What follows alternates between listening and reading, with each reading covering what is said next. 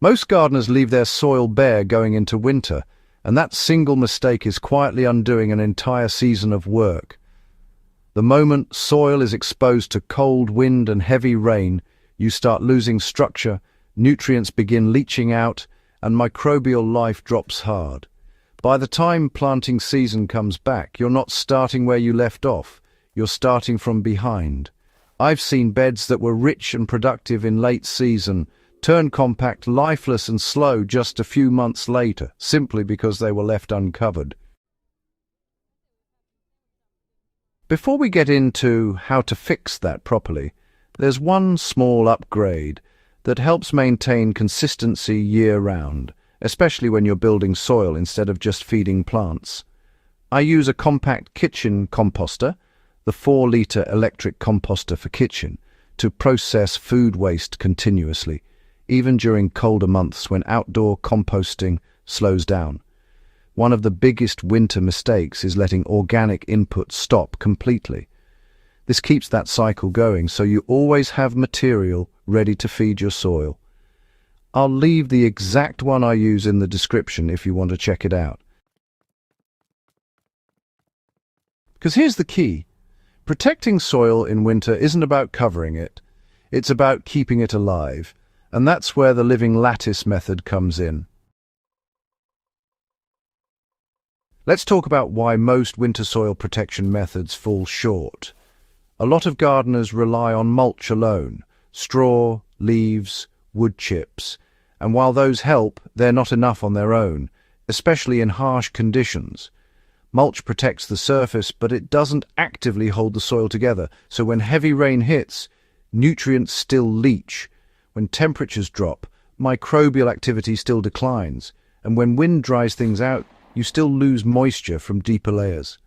I've tested thick mulch layers up to 10 centimeters and still saw compaction underneath by early spring. The soil wasn't dead, but it definitely wasn't thriving.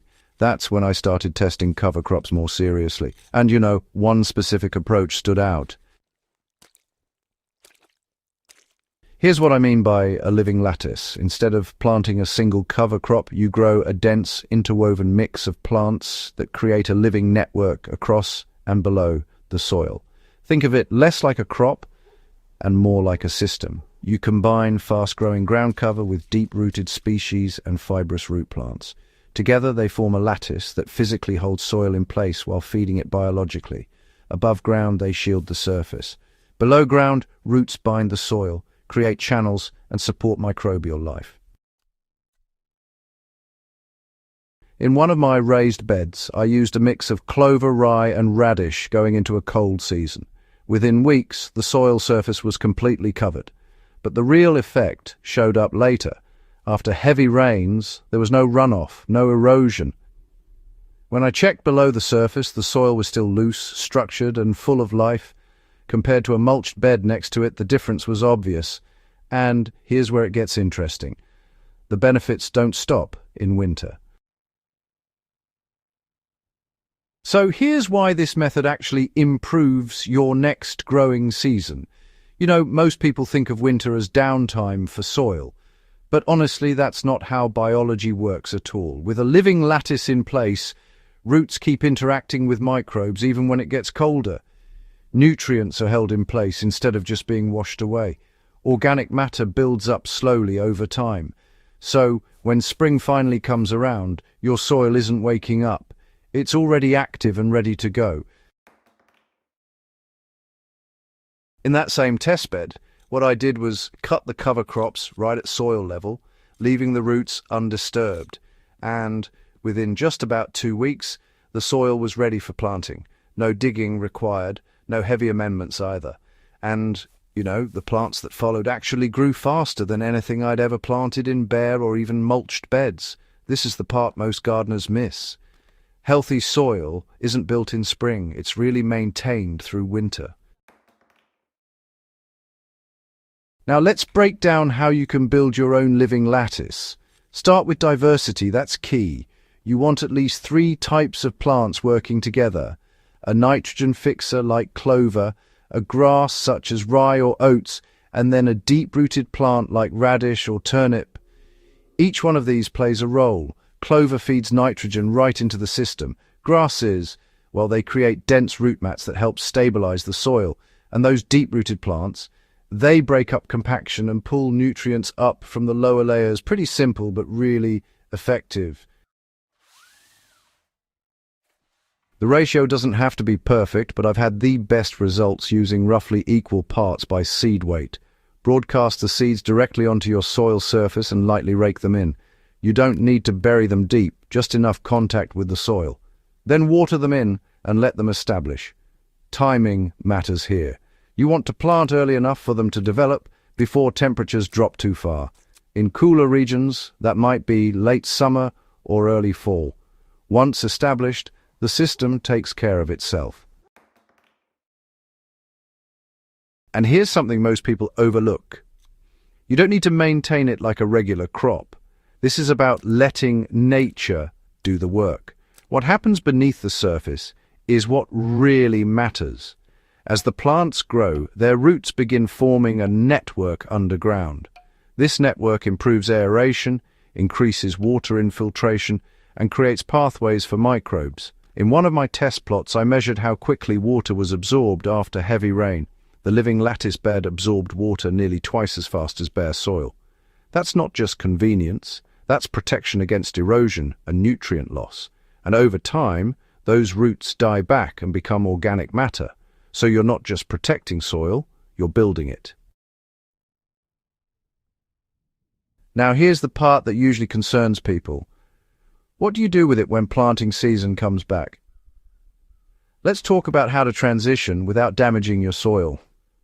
The mistake most gardeners make is pulling everything out or tilling it under.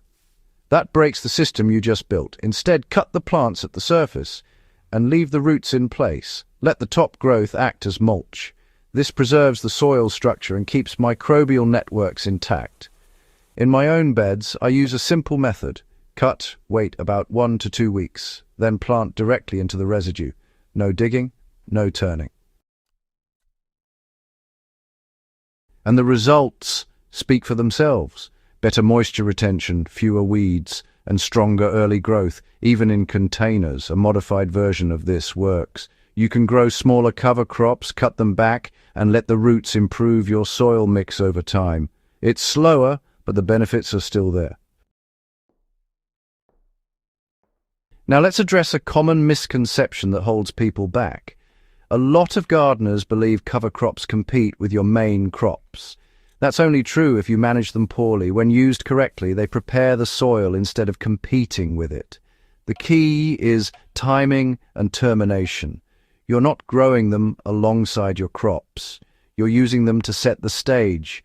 And once you see how much easier planting becomes after using this method, it changes how you think about soil completely, because you're no longer trying to fix problems later. You're preventing them before they start.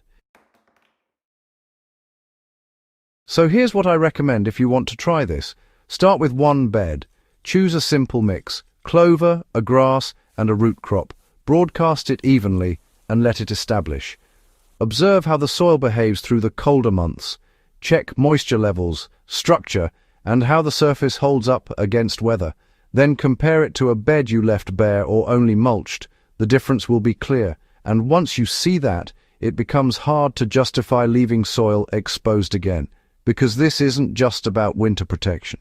It's about building a system that works year-round. If you're serious about improving your garden, whether it's raised beds, containers, or larger plots, this is one of those methods that compounds over time. Subscribe if you want more practical, tested techniques like this, and share this with someone who's still leaving their soil exposed every winter, because once you understand how to keep soil alive through every season, everything else in gardening starts working better with less effort.